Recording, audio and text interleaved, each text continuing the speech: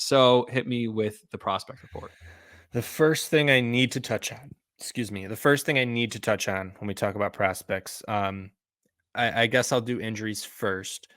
Jordan Lawler, fractured thumb.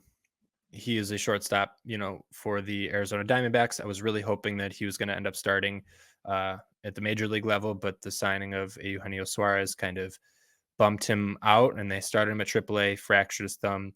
He's out at least 2 months, probably more. We're looking at maybe an August return, I think at best, maybe even September, who knows? So that's kind of a dead spot. If you were holding on to Jordan Lawler, you can probably stop. That one definitely hurts. And then the other one, Junior Caminero, he hurt his quad running to first base. And of course, he's been tearing up the level, right? He was a guy that almost made camp with Tampa Bay as well.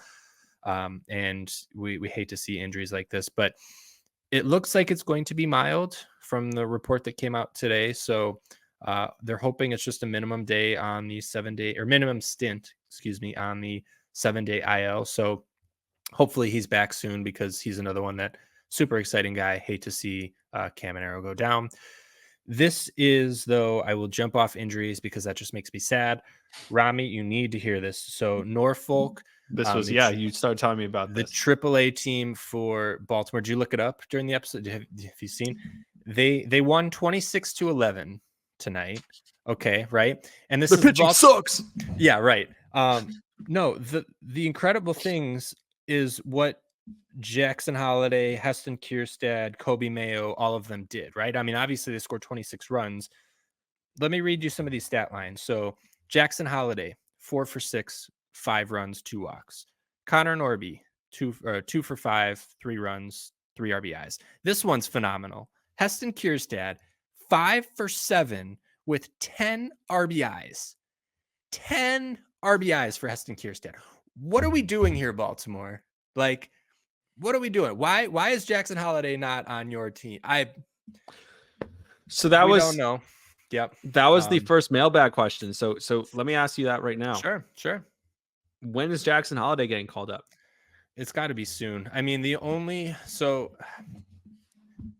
thing with Jackson Holliday, right, is he was always a contact guy first. And for a while, that actually kept him below Jackson Churio and Junior Caminero for me.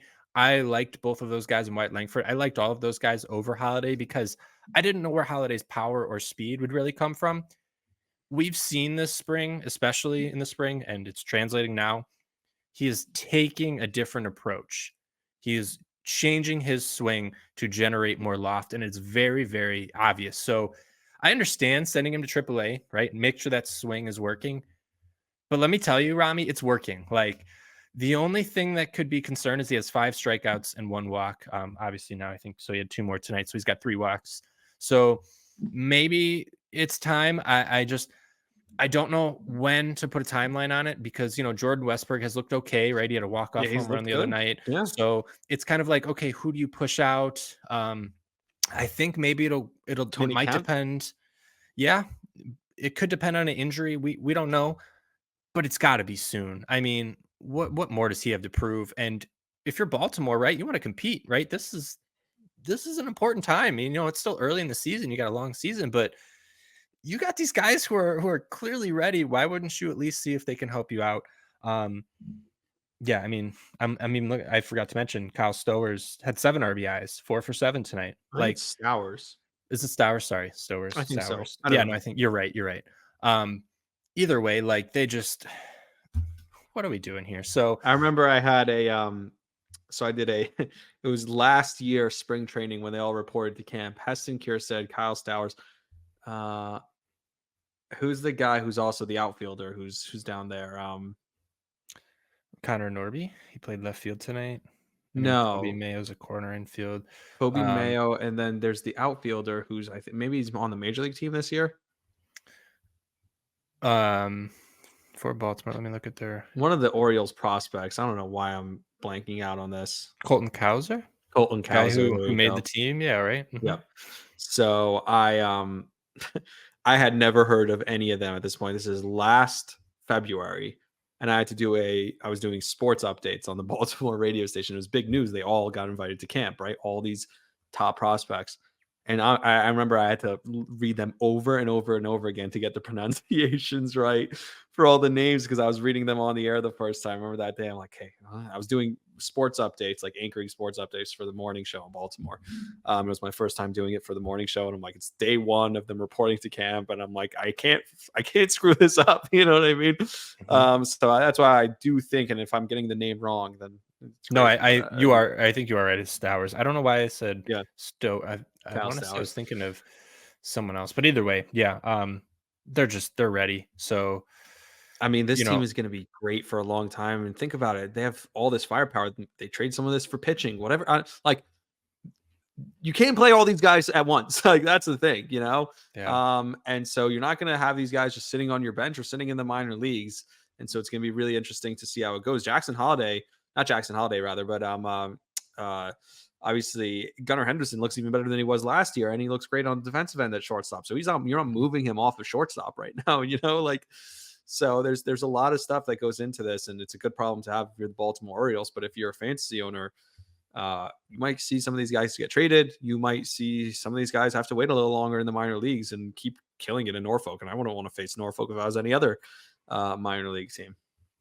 Yeah, yeah. I think, Jackson Holiday's still got a path because, I think once he figures out how to put that incredible hit tool that he has with the power that he's bringing, why would you not bring him up? I mean, he's one of the best hitters that we're going to see in our generation. So, yeah, super excited for that one. Moving on in the prospect world, Mm-hmm. the next two I want to mention, if you don't have these guys in your redraft, you probably should at least, I'm assuming they might be picked up, but I just want to keep watching them because if you don't have any shares of them, get shares of them because they're going to take off. The first one is James Wood. He's only played in just a few games so far, but already 213 WRC plus. He's hitting 400. He proved in spring training like that he was clearly ready. And this is one of those like, the asterisk checks notes, right?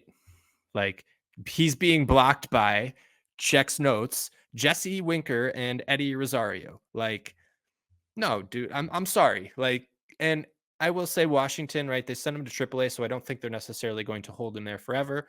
But he's made changes to his approach. He looks great. James Wood is next year's pop off guy that I think we can look forward to, that we'll see at the end of this year. Kind of like I don't know if we'll see him at the end, but I think definitely more towards the middle of the season. Could even see him by May. We don't know. Obviously, it's hard to predict, but James Wood is one you should be stashing. And then Paul Skeens is another one. I think it's pretty obvious that he's going to come up soon. He's being blocked by, I just had it up, but who are some of the names that are blocking him? Marco Gonzalez is one, right? Like, I don't think Marco Gonzalez is going to stop him. Who's the other two? Oh, Martin Perez. No. Bailey Falter. No. Like, Jared Jones, Mitch Keller, fine, but none of those other three are going to stop him. Paul Skeens looked great in his first outing. 3 innings, 5 strikeouts, fastball was at 100. Yep. His fastball, slider, changeup, and I don't want to just put emphasis on the fastball because obviously we like seeing triple digits, but his secondaries, his slider and his changeup were also like incredible. Like they are double plus pitches. So with the Another Pirates guy who we now, talked about easy 100, like it just yeah. looks so easy out of his hand. And with the Pirates now, clearly, like they've started the season 5-0. Like they may have something here, right? And I know a lot of people shit on them like during the offseason. I didn't see why. I think this team is much, much improved. And if they want to win, Paul Skeens should be in that starting rotation ASAP. So And you just wonder though, with an organization like them, like they want to wait, obviously, at least till his year of eligibility and that thing changes because they're not going to sign him to that second contract. If anything proves us, they're going to keep him through arbitration and then try and trade him. That's what the Pittsburgh Pirates have done.